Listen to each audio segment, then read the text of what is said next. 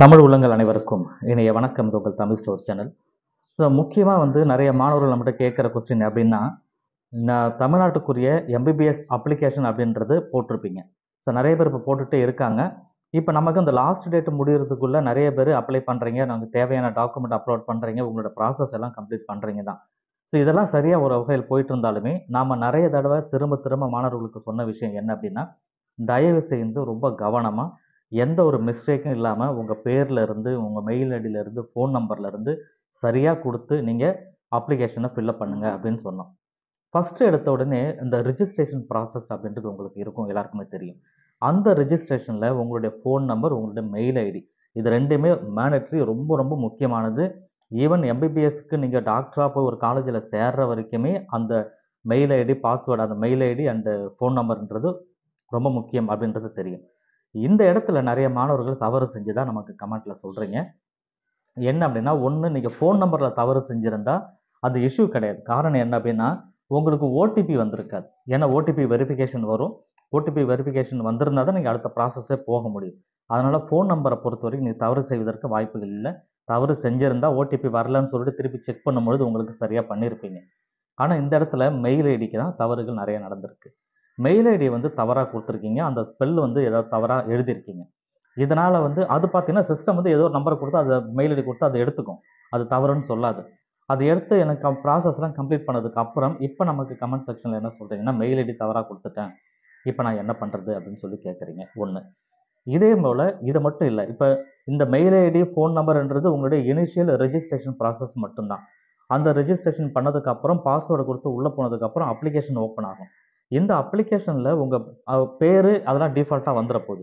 உங்கள் personal detail, address, communication address கொடுக்கறது, academic டீட்டெயிலை fill பண்ணுறது, இந்த மாதிரி விஷயங்களை பண்ணும்பொழுதும் தவறுகள் நடக்கிறதா சொல்கிறீங்க. உங்கள் 10th mark sheet, +2 mark sheet, mark entry பண்ணுற இடத்துலையும் சரி, உங்கள் அட்ரஸ் கம்யூனிகேஷன் தவறாக இருந்தது சரி. இந்த இடத்துல அட்ரஸ் கம்யூனிகேஷன் அப்படின்றது நீங்கள் தவறாக இருந்தால் அது இஷ்யூவே கிடையாது. அதில் ஸ்பெல்லிங் மிஸ்டேக் பண்ணியிருந்தேன். நீங்கள் பிள்ளையார் கோயில் ஸ்ட்ரீட் அப்படின்றத பிள்ளையார் அப்படின்ற இடத்துல நான் ஒய் போட்டேன், ஆனால் நான் ஏ தான் வரணும், எனக்கு நான் ஒய் போட்டுட்டேன் அப்படின்னா அது இங்கே இஷ்யூ கிடையாது. நீங்கள் அதை பற்றி ஒரி பண்ண தேவையில்லை. ஊர் கரெக்டாக இருந்தால் போதும். ஏன்னா இதுதான் நீங்கள் அந்த இடத்துல தான் நீங்கள் இருக்கிறீங்களான்னு யாரும் விசாரணை பண்ண போகிறது கிடையாது. சரிங்களா? அட்ரஸ் ஒரு கம்யூனிகேஷன் அட்ரஸாக கொடுத்துருக்காங்க. மேபி ஃப்யூச்சரில் வேறு ஏதாவது இன்டிமேஷன் கொடுக்கணும், அது லெட்டர் வழியாக கொடுக்கணும்னு அந்த அட்ரஸுக்கு வரலாம். பட் அந்த மாதிரி விஷயங்கள் இங்கே நடக்க போகிறது கிடையாது. எல்லா கம்யூனிகேஷனும் நமக்கு ஃபோன்லேயும் மெயில்லையும் தான் வந்துட்டுருக்கு. சரிங்களா? நீங்கள் வெப்சைட்டை பார்த்து செக் பண்ணிக்க போகிறீங்க. அதனால் அட்ரஸ் இந்த இடத்துல ஒரு பெரிய விஷயம் கிடையாது. அட்ரஸ் தவறு இருந்தால் நீங்கள் ஒரி பண்ண தேவையில்லை. நீங்கள் எதுக்கு ஒரி பண்ணணும்னா, நீங்கள் உங்கள் சர்டிஃபிகேட் அப்லோட் பண்ணுறீங்க, உங்களோட டாக்குமெண்ட் அப்லோட் பண்ணும்பொழுது நீங்கள் உங்களுடைய கம்யூனிட்டி சர்டிஃபிகேட் அதனுடைய நம்பர் இருக்கும். அந்த நம்பரை நீங்கள் என்ட்ரி பண்ணுற மாதிரி வரும். நேஷ்னாலிட்டி சர்டிஃபிகேட் என்ட்ரு பண்ணுறீங்க.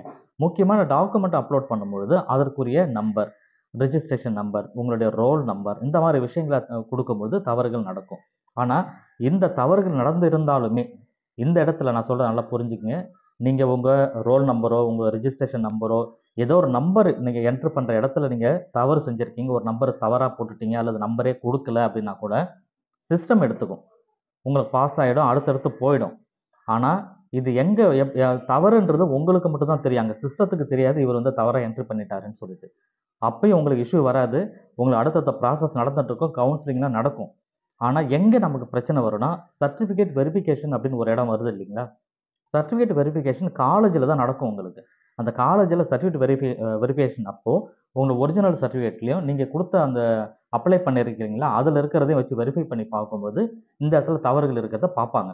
அங்கேயே ரிஜெக்ட் பண்ணிவிடுவாங்களான்னா வாய்ப்பு இல்லை. காரணம் என்னென்னா, இது அந்த இடத்துல ஏதோ தவறு செஞ்சுருக்கீங்க, ஆனால் ரெண்டுமே ஒன்று தான்ன்றது அங்கே ப்ரூஃப் ஆகிடும். அங்கே ப்ரூஃப் ஆனால் ஆட்டோமேட்டிக்காக உங்களுக்கு அந்த இஷ்யூ வரப்போகிறதும் கிடையாது.